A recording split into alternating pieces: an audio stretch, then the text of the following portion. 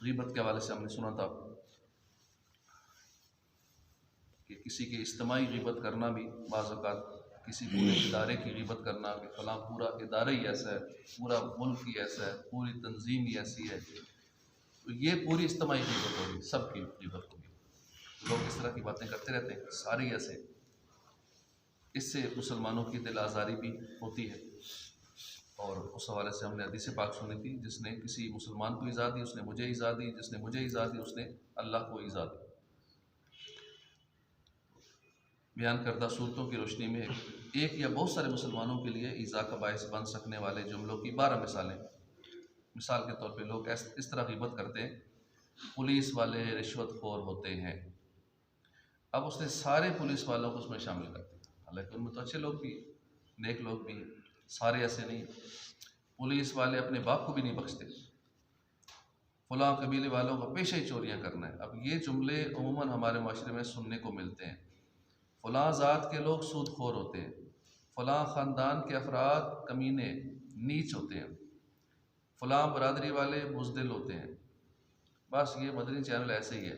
فلاں مدرسے یا فلاں ادارے کے مدارس کا معیار تعلیم صحیح نہیں ہے، فلاں قبیلے کے لوگ جھگڑالو ہوتے ہیں، لیکن پورا قبیلہ کبھی جھگڑالو نہیں، کوئی قد و قد اچھا آدمی ہوگا۔ انکم ٹیکس آفیسر رشوت کے بغیر قابو نہیں آتے، فلاں قوم والوں سے تعلقات مت بڑھانا، یہ فراڈی ہوتے ہیں، فلاں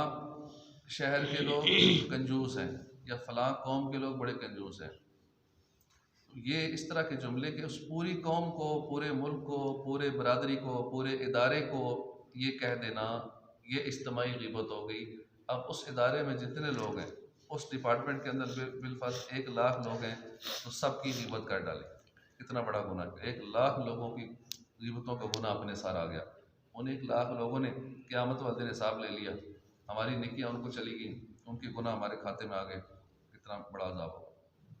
تو یہ اس طرح کے جملے بولے جاتے ہیں معلومات نہ ہونے کی وجہ سے، اور اپنی نیکیاں لوگ ضائع کرتے رہتے ہیں۔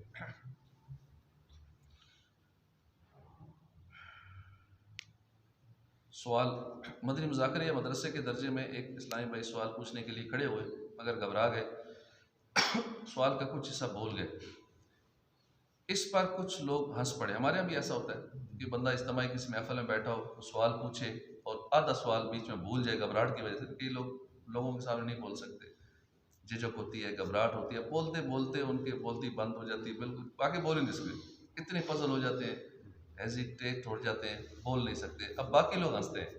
ہنسی نکل جاتی ہے، چاہے مسجد میں بیٹھے ہوں وہ بھی ہنس پڑتے ہیں۔ تو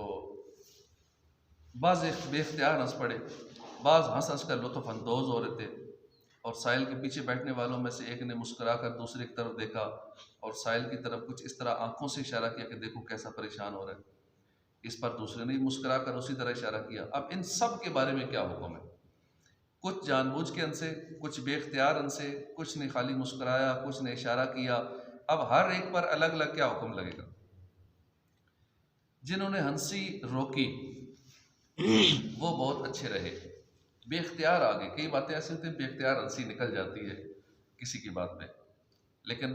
فوراً روک لی کہ نہیں یہ درست نہیں۔ اب وہ تو روک لی، وہ تو ٹھیک ہے۔ جو بے اختیار ہنس پڑے وہ بھی بے قصور ہے، بے اختیار ہنس پڑے بے قصور ہے۔ قصداً ہنسنے اور لطف اندوز ہونے والے جان بوجھ کر سائل کی دل آزاری کا وہ باعث بنے، اور پیچھے سے آنکھوں میں تنزیہ اشارے کرنے والوں نے غیبت کی،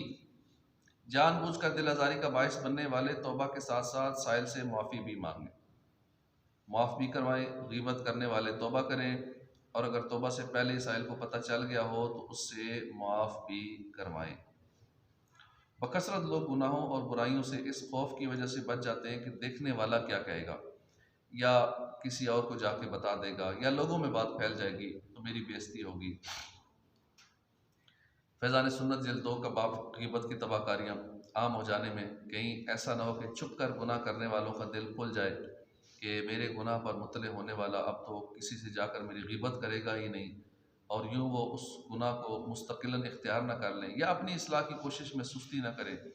یا سرے سے ہی کوشش ہی ترک نہ کر دیں۔ کیا اس طرح گناہوں میں دلیری بڑھ نہیں جائے گی؟ مثلا اگر کوئی اپنی زوجہ کو بغیر اجازت شرعی مارنے پیٹنے کا عادی ہو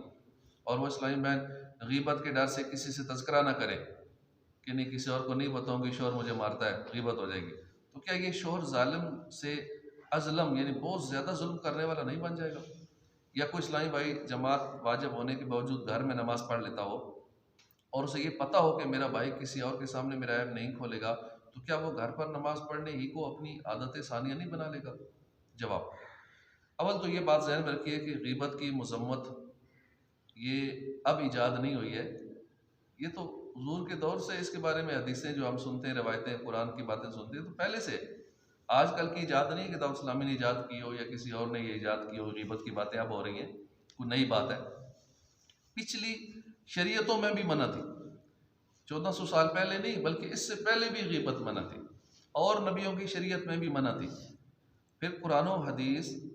میں بھی اس کی مخالفت بشدت موجود ہے۔ غیبت کے ضروری احکام جاننا ہر عاقل بالغ مسلمان پر فرض عین ہے، جو نہیں جانتا وہ گناہ گار ہے، نار دوزخ کا حقدار ہے۔ غیبت کے مسائل میں کافی تفصیل ہے، مطلقاً یعنی کسی بھی صورت میں کسی کا عیب کھول ہی نہیں سکتے، ایسا نہیں ہے۔ غیبت کی جائز صورتیں بھی ہیں، بعض صورتوں میں عیب کھول بھی سکتے ہیں۔ غیبت کی جائز صورتیں بھی موجود ہیں جن کا پیچھے بیان گزر چکا ہے، ہم سن چکے ہیں۔ کہیں عیب اور عیبی کی نوعیت کا اعتبار ہے تو کہیں عیب کھولنے والے کی نیت پر حکم شرعی کا انحصار ہے۔ اب مثلا شوہر واقعی ظلم کرتا ہے اور بیوی اس سے نجات پانے کی نیت سے صرف ایسے فرد سے اس کا ظلم کا تذکرہ کرتی ہے جو اسے ظلم سے چھڑا سکتا ہے، تو یہ جائز غیبت ہے، اس میں گناہ نہیں ہے۔ اسی طرح بلا عذر بغیر جماعت نماز پڑھنے والے کا بھائی اگر اسے سمجھانے پر قادر نہیں ہے اور کسی قدرت رکھنے والے سے اس نیت سے ذکر کرتا ہے کہ وہ اسے سمجھائے گا، یا اس نیت سے کسی پر اظہار کرتا ہے تاکہ بھائی شرمندہ ہو کر ترک جماعت کے گناہ سے باز آ جائے، تو یہ بھی جائز غیبت، بلکہ یہ تو ثواب کا حقدار بنانے والی غیبت ہے۔ اس غیبت پر تو ثواب ملے گا کہ مثلا میرا بیٹا نماز نہیں پڑھتا اور میری سنتا بھی نہیں ہے، کسی اور سے کہے کہ آپ اکیلے میں سمجھائیے گا میرے بیٹے کو، میرے بھائی کو، میرے گھر کا فلاں فرد ہے، میری تو نہیں مانتا، گھر میں ہی نماز پڑھتا ہے، جماعت چھوڑ دیتا ہے، کیونکہ جماعت چھوڑنے والا گناہ گار ہے۔ جو لوگ جماعت چھوڑ دیتے ہیں، جماعت سے نماز پڑھنا واجب ہے، مسجد میں آ کے بعد جماعت نماز پڑھنا، تو اکثریت ہے بالفرض ایک تو نماز نہیں پڑھتی اکثریت، جو پڑھتے بھی ہیں وہ ایک اچھی خاصی تعداد ہے جو گھر میں پڑھ لیتے ہیں، ان کو یہ مسئلہ نہیں پتہ کہ مسجد میں واجب ہے،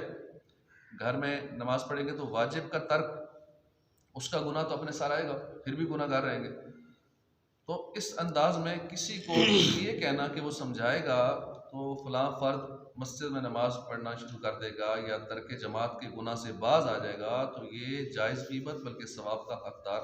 بنانے والی غیبت ہے۔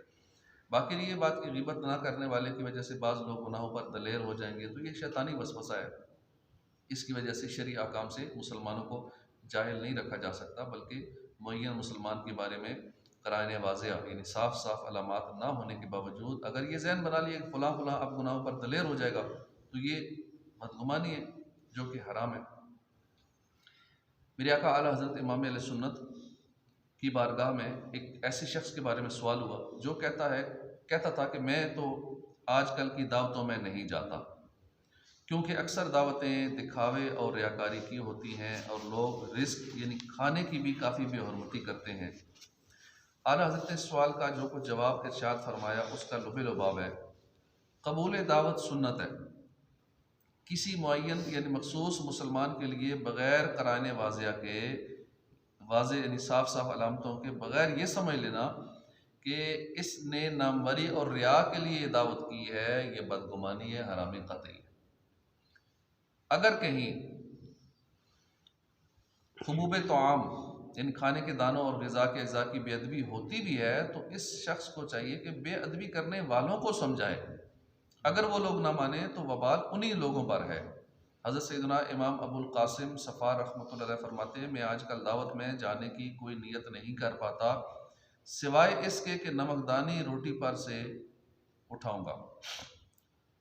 سوائے اس کے کہ نمکدانی روٹی پر سے اٹھاؤں گا، بس ایک نیت کر پاتا ہوں، باقی کو سمجھ میں نہیں آتا کیا نیت کروں۔ اعلیٰ حضرت فتاوی ہندیہ کے حوالے سے مزید فرماتے ہیں کہ روٹی اور چپاتی پر پیالوں کا رکھنا درست نہیں ہے، یعنی یہ مناسب نہیں ہے۔ اگر یہ شخص نہی عن المنکر یعنی برائی سے منع کرنے کی نیت سے جائے گا تو ثواب پائے گا۔ کوئی دعوت دیتا ہے اور دعوت دیتا ہے قبول کر لیں اور پھر اچھی نیتیں بھی کریں، کسی دعوت ولیمے میں جانا ہے، کسی اور دعوت میں جانا ہے، اب اس دعوت کو ہم ثواب بنانا چاہتے ہیں، عبادت بنانا چاہتے ہیں تو اچھی نیتیں کر لیں، جتنی زیادہ نیتیں ہوں گی اتنا زیادہ ثواب ملے گا۔ تو اب یہ بزرگ اور نیت بن نہیں پاتی تھی، یہ نیت کر لیتے تھے کہ میں نمکدانی، اس دور میں ایسا کرتے ہوں گے، نمک روٹی کے اوپر رکھ لیتے ہوں گے نمکدانی، تو روٹی کے اوپر کوئی سالن کی پلیٹ رکھنا یا کوئی اور چیز رکھنا یہ منع ہے۔ گھر میں بھی ایسا اگر ہو، چاوے میں روٹی رکھی، روٹی کے اوپر سالن رکھا، پکڑا دیا، یہ منع ہے، اس طرح نہیں کرنا چاہیے۔ آج کل دعوتوں میں بھی، ولیموں میں بھی ایسا کچھ ہوتا ہے، جیسے چاول ہے پورا بڑا سا تھال رکھ دیتے ہیں، اب اس چاول کے اوپر ہی ایک چاولوں کا بھی، تو سلاد کا بھی، یہ ساری پلیٹیں اس چاول کے اوپر پڑی ہوتی ہیں، تو اس طرح منع ہے۔ روٹی یا چاول یا کھانے کی جو چیز ہے اس کے اوپر مزید چیزیں رکھ دینا، تو یہ چونکہ شرعی معلومات ہیں نہیں، بس جس کے ذہن میں جو آئیڈیا آتا ہے بس اسی کو امپلیمنٹ کر دیتے ہیں، یہ نہیں دیکھتے کہ شریعت میں اس کے بارے میں کیا حکم ہے۔ تو روٹی پر سے نمک دانی اٹھانے کی نیت سے جانے والے بزرگ کے عمل سے یہ سیکھنے کو ملا کہ دعوت میں جانے کے لیے اچھی اچھی نیتیں کی جا سکتی ہیں۔ وہاں اگر کسی کو کھانا ضائع کرتا یا کام خلاف سنت کرتا پاؤں گا تو میں اسے سمجھاؤں گا، یہ بھی نیت ہو سکتی ہے کہ ولیموں میں، دعوتوں میں لوگ کھانا ضائع کرتے ہیں، تو اب میں جس کو دیکھوں گا کھانا ضائع کرتے ہوئے اسے سمجھا دوں گا کہ اس طرح ضائع نہ کرو، یہ بھی اس پہ بھی ثواب ملے گا، اس نیت پہ بھی۔ اور یہ بھی معلوم ہوا کہ روٹی پر نمک دانی رکھنا یا چاٹ مسالے کی شیشی رکھ دینا، سالن یا رائتے کا پیالہ رکھ دینا، اچار چٹنی کی پیالی اوپر رکھ دینا، یہ مناسب نہیں ہے۔ دعوت میں جانے نہ جانے کی بات صورتیں بھی ہیں، مثلا معلوم ہے کہ وہاں گانے باجے ہوں گے اور اس کے جانے سے نہ یہ بند ہوں گے نہ ہی یہ ان کو روک سکتا ہے، تو اب دعوت میں جانے کی شریعت میں اجازت نہیں ہے۔ اگر پتہ ہے کہ وہاں گانے چلیں گے، عموماً یہ ولیموں میں ہوتا ہے، یہ شادیوں میں جائے نا، اس طرح کے فنکشنوں میں یا کوئی خوشی کے فنکشنوں میں یہ گانوں کا سلسلہ، اگر پتہ ہے گانے بج رہے ہیں اور میرے منع کرنے کے باوجود وہ بند نہیں کریں گے، تو اب شریعت منع کر دیتی ہے کہ ایسی دعوت میں نہیں جانا۔ یہ بات اگر پہلے بتا بھی دے تو اچھا ہے، جس نے دعوت دی ہے اس کو پہلے بتا دیا جائے کہ آپ مجھے کھانے کی دعوت تو دے رہے ہیں، تو اگر وہاں گانے لگے ہوں تو کیا آپ بند کرا دیں گے؟ اگر وہ مانتا ہے کہ ہاں میں کرا دوں گا، کیونکہ وہی دعوت رکھ رہے ہیں، اسی نے ہال بک کیا ہوا ہے، ہال والوں کو جیسے ہی کہے گا گانے لگاؤ یا بند کرو، انہوں نے ہال والوں تو ان کی ماننی، بکنگ کرنے والوں کی۔ اگر وہ دعوت دینے والے، دولہے والے یا دلہن والے یا جس نے بھی دعوت دی ہے، اگر وہ پہلے ایگری ہو جاتے ہیں اس بات پہ کہ ہاں ہم گانے بند کروا دیں گے، اب اس میں چلے جائیں۔ اگر وہ کہتے ہیں نہیں مجبوری ہے، خاندان والے بھی آئے ہوئے ہیں تو بس یہ خوشی کا موقع ہے، تو کہیں ٹھیک ہے معذرت میں نہیں جا سکتا اس دعوت میں، اب ناراض ہوتے ہیں تو پھر ہو جائیں، کیونکہ ایک طرف اللہ کی ناراضگی ہے، اللہ رسول کی، ایک طرف ایک بندے کی ناراضگی ہے، تو اللہ اور اس کے رسول کے احکامات پہ عمل ہوگا، بندوں کو راضی رکھنے کی یہاں کوشش نہیں کی جائے گی،